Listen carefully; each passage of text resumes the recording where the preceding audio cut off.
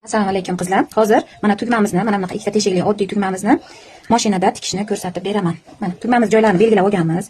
Tugmamizni mana shu holatda mana tekis qilib qo'yib olamiz.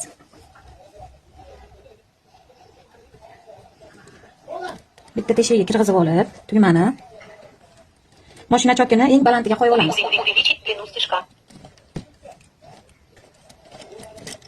Bitta oldga, bitta orqaga qilib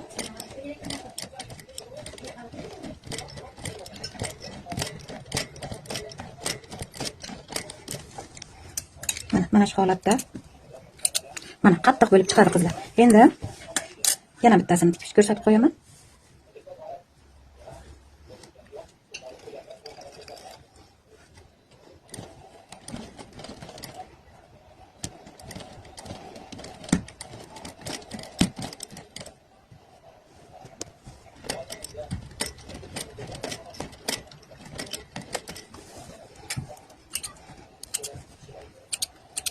Mana qizlar, tugmalarimiz mana shu holatda bir tekis bo'lib chiqadi.